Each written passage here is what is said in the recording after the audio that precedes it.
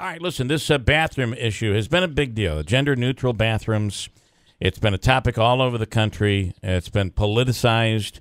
And right now, Syracuse University is jumping in, asking students how it should label its bathrooms as opposed to making the decision. They're basically going to have a vote.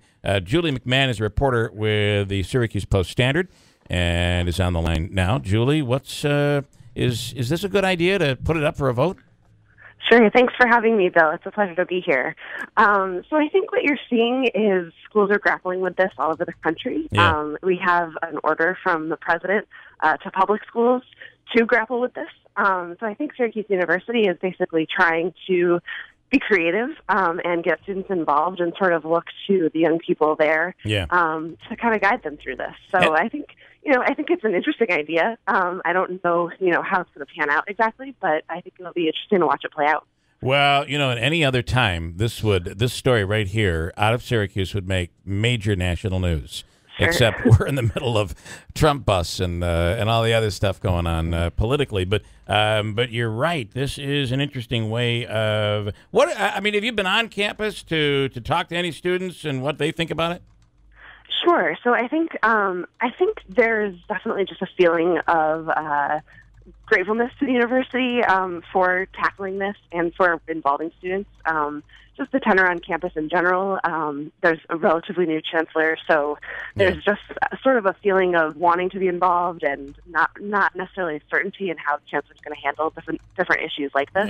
So I'm getting some positive feedback. I'm also getting they have hired probably a very expensive firm to take a look at this and work with them on it. So there is some feeling of, was that necessary? Yeah. So there's a little bit of pushback on that, but overall, I think the feedback's been pretty good. This is Pentagram, right? The company that's a PR firm that's coming in to take a look at the issue. Exactly, and I think what that signals is that they want to get creative with this. And Pentagram, if you kind of take a look at what they've done, they've had some interesting designs. I think they had designed Verizon's current logo, for example, something really sleek, something really creative. Yeah. So I think what you're going to see is some of the things that's happened around the country is people have tried to address this creatively. I really have to wonder. We've all been at the Dome, and it's halftime, and the lines in the ladies' room long, but even in the men's room, the lines are long. Can you? I mean, how are they going to handle this? Because we're really talking about single occupancy bathrooms. Sure. So I don't know what they're going to do at the Dome. They haven't.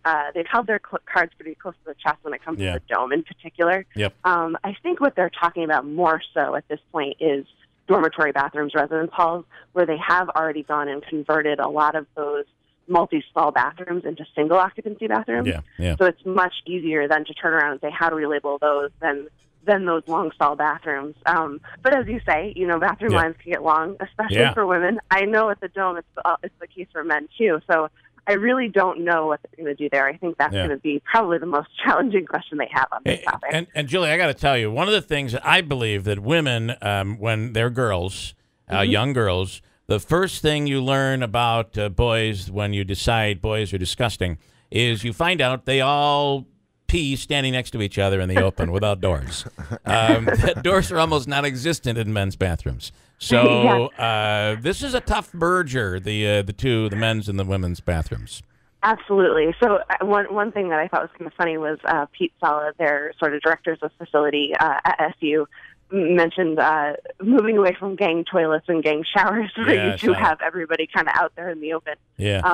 So I think it's kind of brilliant to restructure the bathrooms in general. You're kind of avoiding having to deal with those many people in one room.